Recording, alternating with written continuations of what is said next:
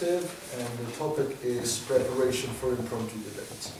Preparation for impromptu debates is in many ways the same as the preparation for any other kind of debates. That means the kind of things you're expected to do in a preparation for impromptu debates are exactly the same kinds of things you're supposed to do when preparing for an ordinary debate, where the motion has been known for some time.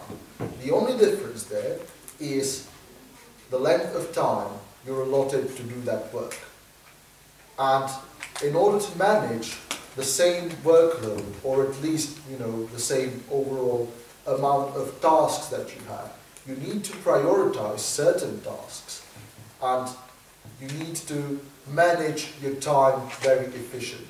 So if there are any principles of motion preparation or of impromptu preparation, the most important of them is time management. Time management is really, really important.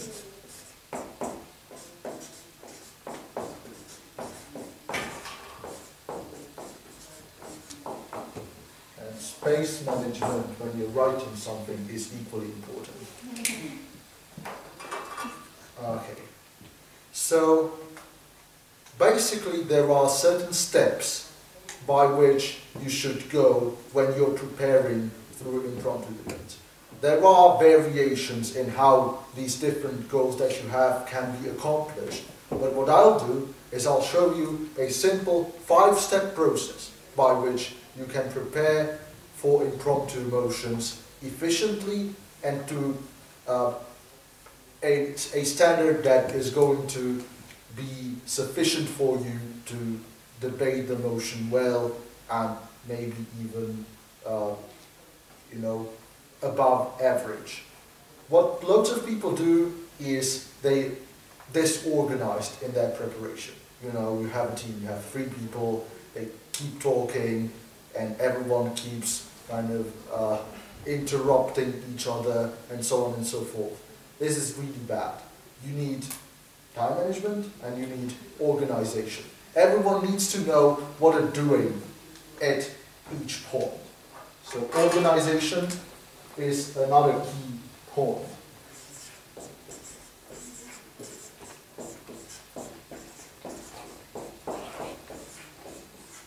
So now, the 5-step process. Step 1, individual brainstorming.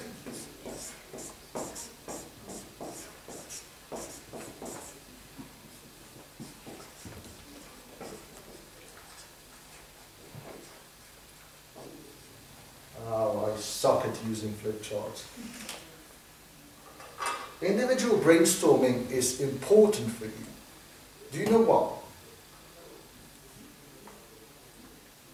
No ideas? Different opinions. Yeah, exactly.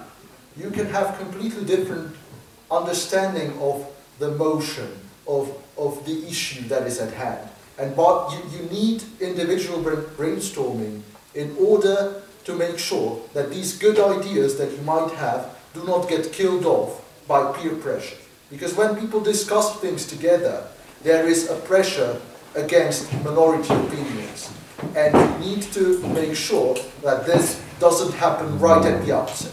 So what you should do is you should allot 5 minutes of your time to just silently sit down and kind of think about the motion on your own, each without interruption and without talking to each other.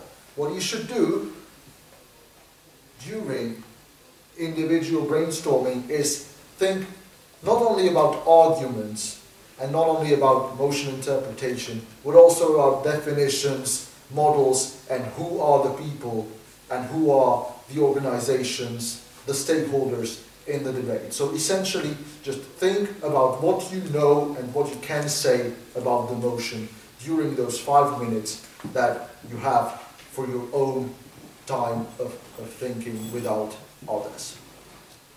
Then another step is collective brainstorming. And collective brainstorming should take you about 10 to 15 minutes. Perhaps 15 is a more realistic estimate. So once you're done thinking about the motion on your own, you go then and put your ideas together.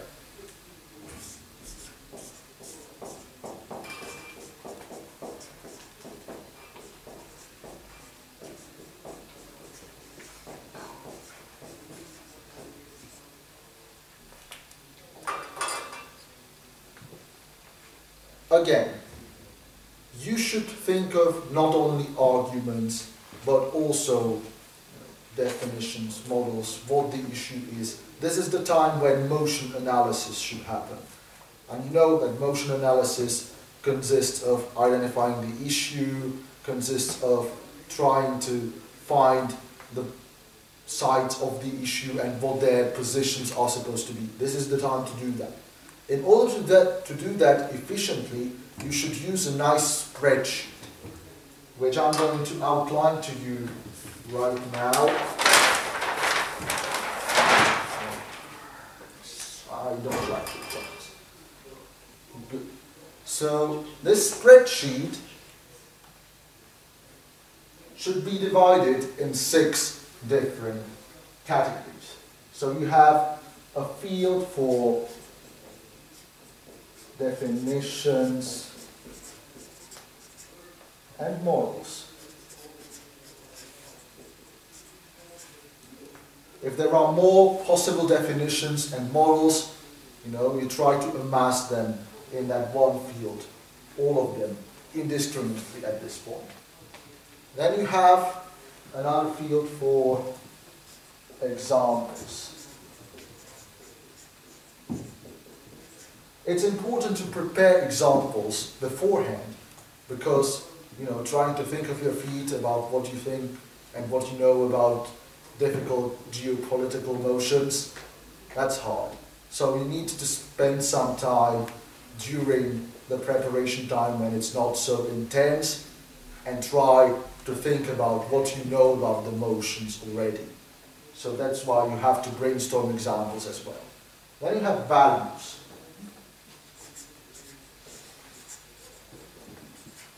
Values are important to brainstorm because they are the unifying points of your case, in essence. And you need to know what values are at stake in that particular motion so that when you're done with making your arguments, you can then link them to those values and make your case more coherent, more consistent. Because if all your arguments, or a majority or a big chunk of your arguments, go towards promoting a certain value, then all your arguments become stronger because they sort of pull at the same string. Then you need to have a field in that spreadsheet for stakeholders.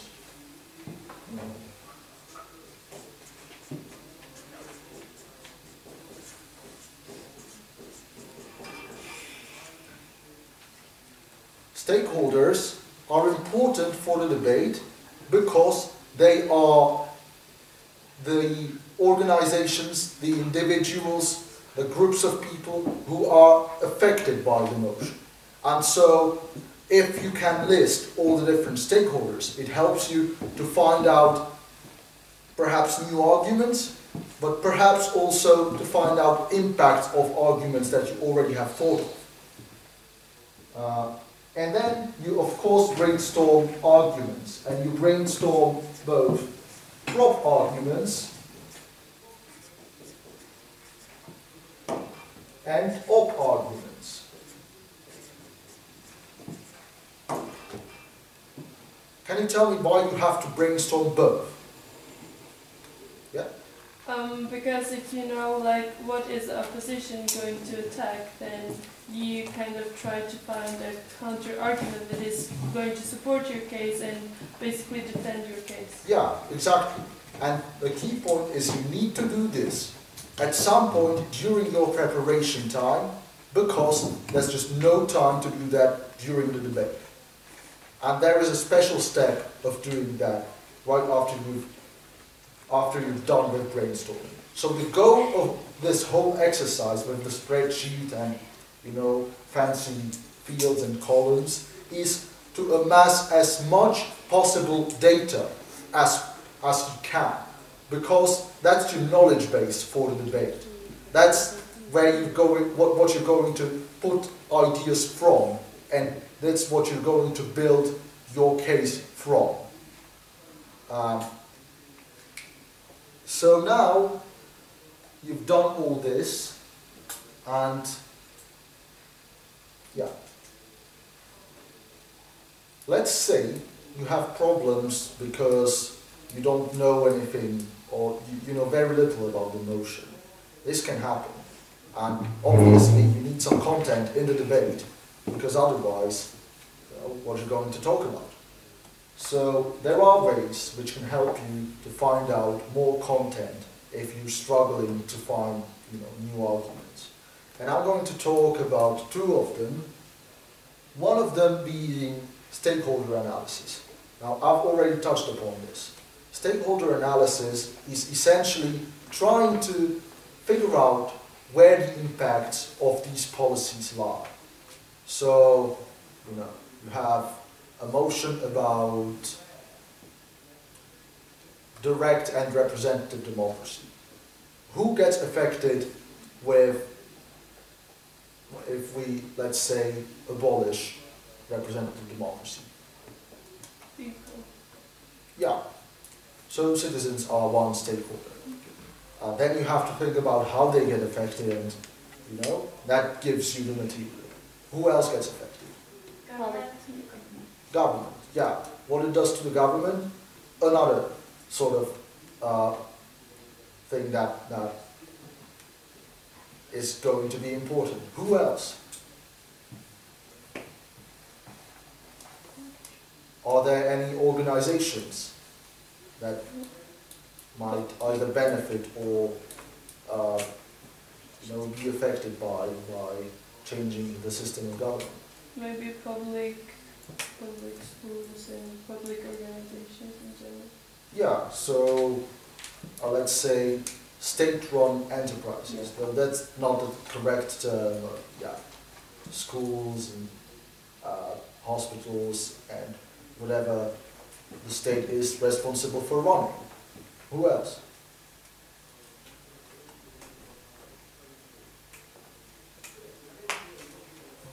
Come on. It's not a trick question. People engaged in politics. Yeah, politicians. Politicians are going to have, do different style of politics, because now instead of having to just promise something, they're going to have to take a stance on every single issue if they still want to hold public opinion, or maybe their influence will completely diminish, who knows. That's something to argue, that's something to discuss, and that's where the new arguments come from you trying to figure out what happens to whom in this scenario. So that's stakeholder analysis. What you can also do with stakeholders, besides looking for impact, is you can look for who on average gets better off and who on average loses if the policy works or doesn't work. Because you get to advocate for those people in effect then, and that might turn up a new sort of way of looking at the debate. You also might want to see what values these stakeholders hold and why they come into the debate. So if you just try to discuss those, you come up with either more content or more analysis to your arguments. And then another tool I want to, tell you about is the spleen. So this is a nice acronym. It goes like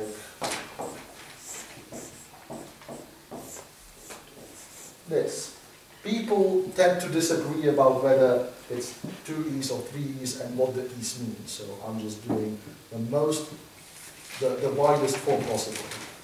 And spleen means social, political, legal, economical, environmental, educational, and moral.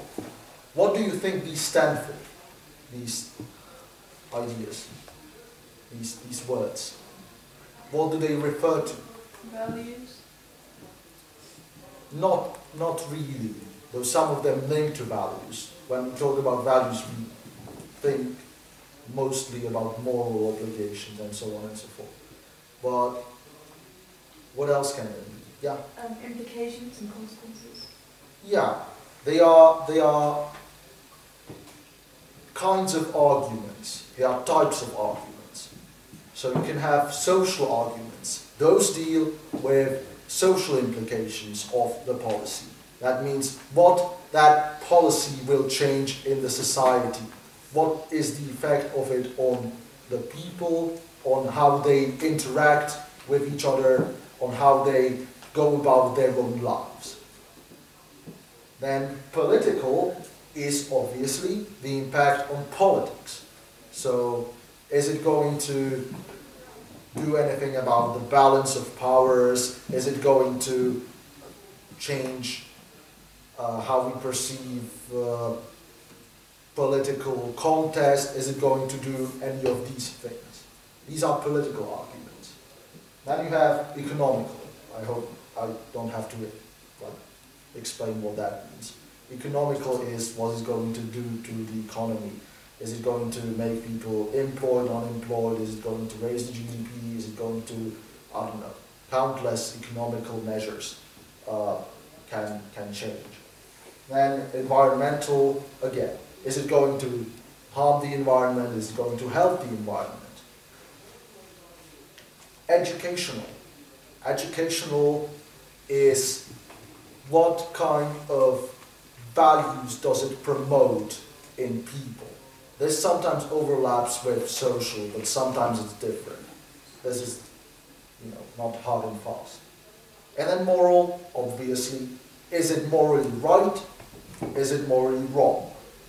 Now, not all of these categories are applicable to all motions, of course. But by trying to think about them, if you have little content, you are able to then find out more. Maybe this policy does have some environmental effects after all. Maybe there could be a good argument about that. We didn't think about it before because we were locked in thinking about, I don't know, political stuff. We discussed politics all the time, but now it's time to look at the environment. Or vice versa.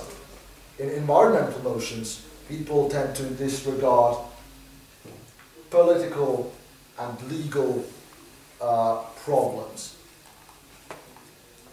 Yeah.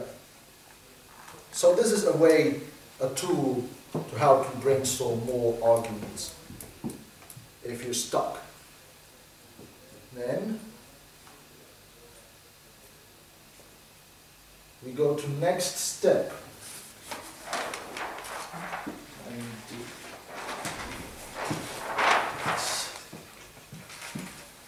And the next step is in some way crucial. And I like to call it the decision time.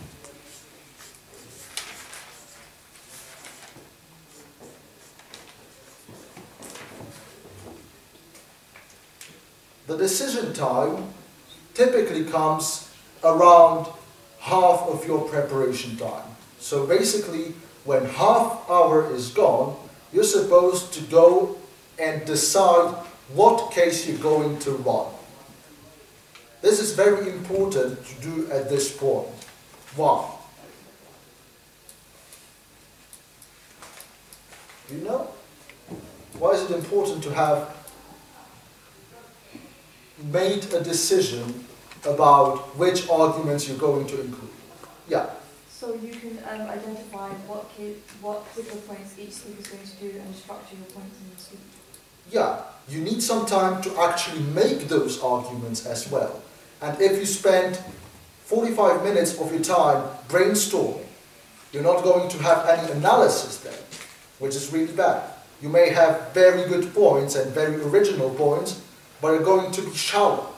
So you need to decide about halfway through your preparation who's going to debate.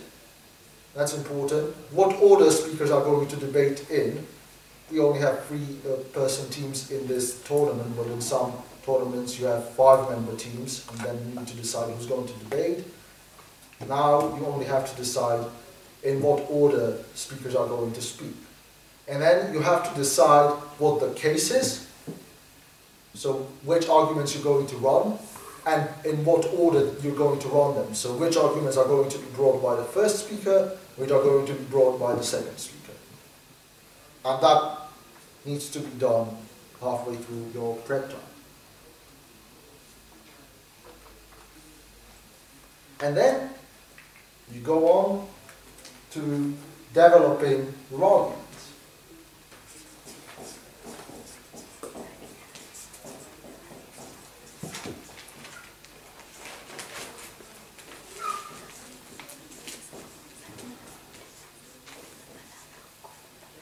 Now, as you probably remember, you don't have that much time. So this step actually comes simultaneously with another step, and that is developing rebuttal. So these two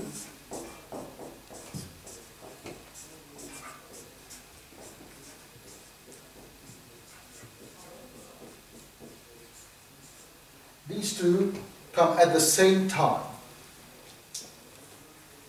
That poses a problem because there are 2 tasks to be done at the same time. So what are you going to do? Yeah?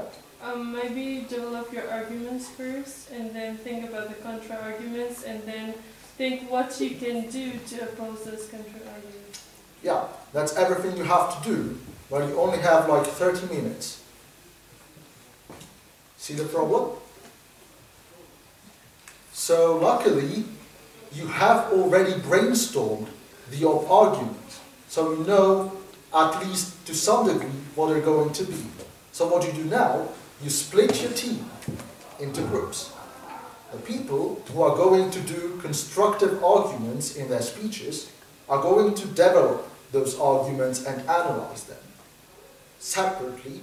And, you know, if you have people who are not debating at all on your team, those people then go to developing rebuttal. If you don't have people who are not debating, the third speaker goes on developing the rebuttal at this point in time.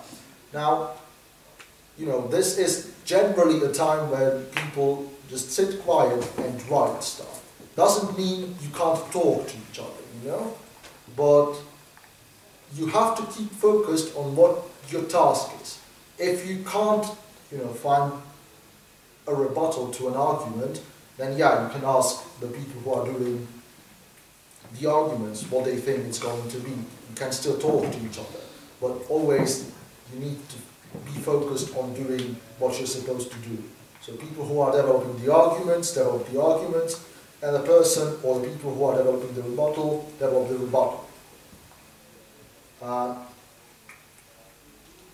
When you're developing arguments, I think this has been covered in previous lectures, you're supposed to do the analysis, so you're supposed to ask how and why things work. So that's what we mean by that. If you are developing rebuttal, you should try to think of counter-arguments to your arguments. You already have some of them, and try to refute those. And as I've already said, it's important to have that in advance of the debate, because it's hard to think on your feet about everything. Obviously, some arguments you're not going to be able to predict, but you want to minimize the risk. And that's why you need to have those counter-arguments already. And then you need to watch out for consistency, because consistency of rebuttals with arguments is something that is a big problem in impromptu debates. You know, people have some arguments and then they have some rebuttals.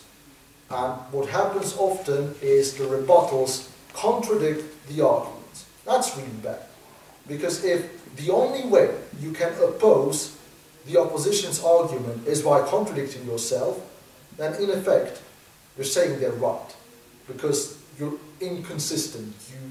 Your position then seems to not make sense, and you really need to check whether what you're doing in your rebuttal doesn't in any way put advantage or give advantage to the opposition or to the other side.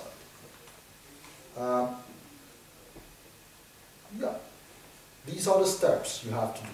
There's one final step in every sort of impromptu preparation, and that is you need to put this all together at the end, obviously.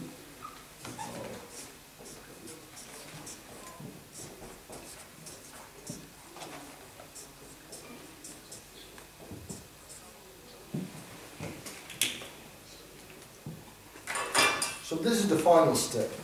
You've done your arguments, you've done your rebuttals, and now you need to inform your friends, your colleagues, where the arguments have gone, what the rebuttals are, so that they can use the rebuttals consistently throughout the debate, and so that the other speakers who are going to expand on the arguments also know what there is to expand upon. And in this step, you have to think about the consistency once again. Because when you're developing rebuttal or when you're developing arguments and you're on your own thinking about consistency, things can obviously escape you. And you need that fresh look to see whether something has not gone wrong, whether what you thought was right isn't wrong after all. So that's why you need to talk about this as well. At this point, it is too late to completely overhaul your whole case, right? Because this is the last step, the very last step. This takes place in like the last 5 minutes, let's say. If at this point you find out your case doesn't work, that is way too late. That's why the initial phases of your impromptu preparations are crucial, so that you don't have to worry about this happening. But this is why not stopping communicating throughout, not stopping thinking about it throughout the time you're developing your arguments and rebuttals is also important. Because although you're not going to be able to overhaul your case in the last 5 minutes, maybe if you find out, let's say, 35, 40 minutes in that one of your arguments doesn't fit, you can still say, well, watch out, this doesn't work, and replace it with another. That's why it is important to brainstorm all of them, so you have something to do when that happens. Or you can, at any time, just return to discussing things together when you find out about a problem. Ideally, this doesn't happen that often. Yeah. Now about some good practices to ensure that everything goes smoothly in the preparation. You need to have a moderator who will guide the discussion. This person should have some natural authority, you know, so that everyone on the team respects them.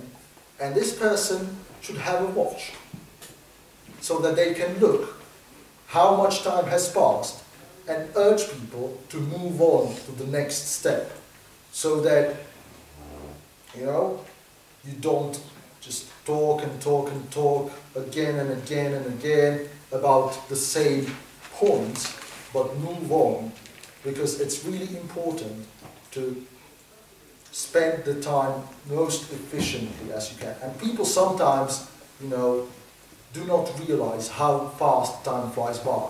And that's why there needs to be this one person who has a watch and checks the time and says, guys, it's late for this, we need to decide what we're going to do now, and then do it. Yeah, that's what you need to do. And then, in order to minimize the risk of getting tangled in your arguments, you know, that's a very common problem.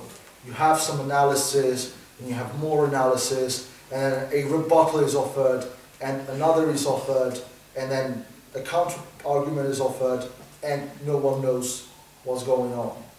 You have to understand that there are going to be rebuttals to your arguments. No argument is unbeatable. If it were, it wouldn't be a good argument, or it wouldn't be a good motion. And people who set motions check against that. So do not be surprised if you find that an argument you're putting forward is not perfect and has some ways to be attacked. It is highly probable that you will find your arguments have these holes. Do not spend inordinate amounts of time trying to patch it up completely, you know, seal it tight and prevent all possible arguments. Rather, just relax and try to think about the most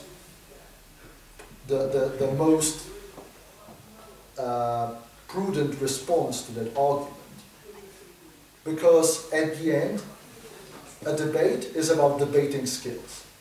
And the quality of argumentation goes into that, but that's not just, you know, logical consistency in a vacuum. It's also the manner in which you present your analysis, the manner in which your analysis is consistently developed, you know, the manner of your speaking, and the strategy, how you prioritize against, you know, good or weaker arguments and attacks that go into making a win. So do not panic if you find that your arguments are not, you know, sealed tight.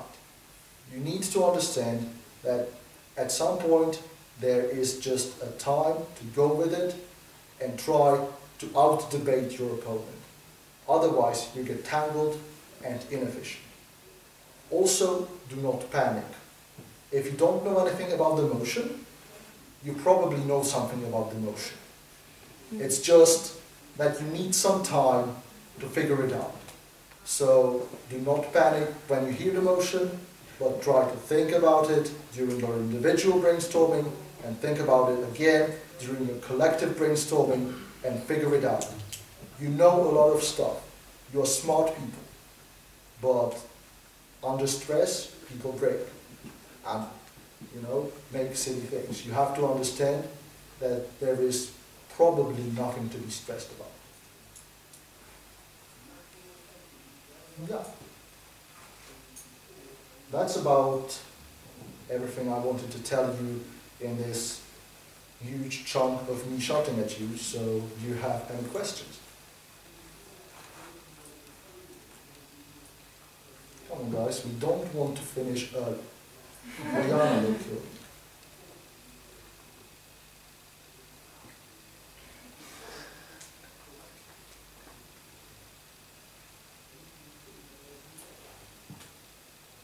Oh wow.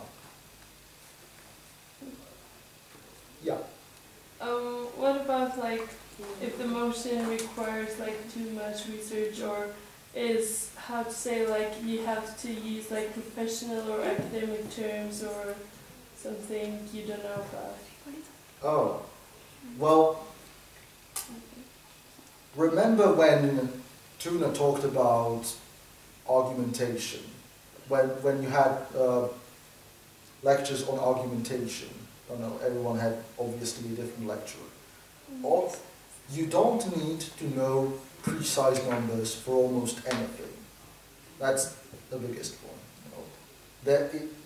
There are many kinds of data which could be statistical, but the trends are common knowledge. So people know that in China the birth rate is high. You would maybe want to have, I don't know, scientific evidence to prove that, but if your team, if your opposition comes out and says, oh well, where do you have the data about China's birth rate being high? Ha ha, you didn't get any sources, ha ha, in an impromptu debate. They look stupid, because no one expects you to have that knowledge in an impromptu debate. Impromptu debates are about your general knowledge and about your thinking fast during that 1 hour. No one expects you to conduct a field research in that 1 hour. And the motions you get in impromptu debates are also reflecting of that. So, you know, trying to have an impromptu debate at high school level about, let's say, what's a really complicated topic? I don't know, something really specific. The United States Federal Reserve should continue quantitative easing. This house believes that the Federal Reserve should continue quantitative easing, right? The only part of that that is like reasonably expected of you to know is this house believes that. So obviously that motion doesn't work for impromptu and no one will say it. So don't worry about that. Yeah? I was going to ask, how long do we have to prep for impromptu debates in law school? It is 1 hour, I think. I'm not so sure about the tournament schedule, to be honest with you, but generally in almost all competitions it's 1 hour, so I'm going to assume that. Yeah, you have 1 hour to prep, and that's, you know, this whole lecture was geared towards 1 hour preparation time. So if you have less, then obviously these phases need to be a little shorter. But I think you will have 1 hour. And can we use computers for the preparation? No. No. No. You can't use computers, you can't use any sort of gadget that gives you internet access. You cannot use your mobile phones. You cannot use electric dictionaries in most competitions. I've never come to understand why that is a problem, electric dictionaries, but they forbid that, so it is forbidden. What you can use generally in most competitions is a translation dictionary, if you refer, if you are a foreign language speaker, and you can use an almanac, 1 tome of data. That's it. There are world almanacs which collect different statistics. They can be useful sometimes if you know what you're looking for, but most of the time you're not going to know what you're looking for anyway.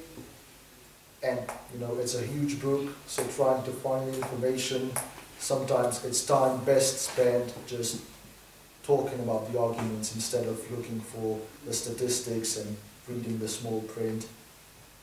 Yeah. Do we get just a normal dictionary? Just an English one? I don't think that's allowed.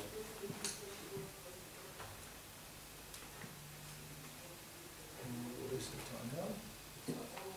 About 15? Right. Any more questions?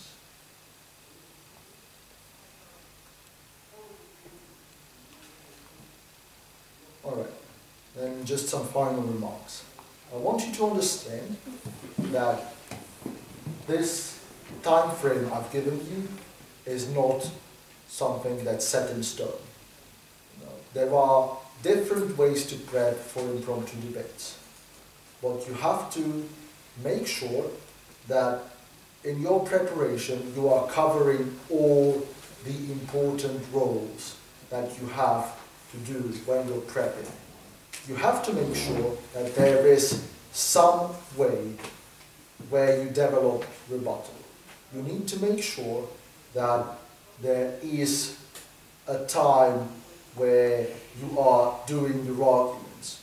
You have to ensure that the structure you're employing is kept.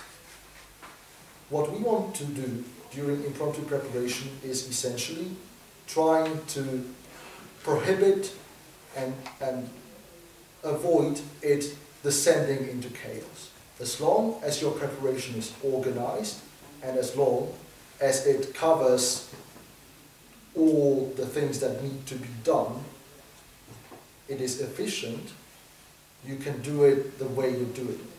But this is a very good tool you can use in order to make sure that it is so. So I think that's all I wanted to tell you in this elective. And I'm going to set you free.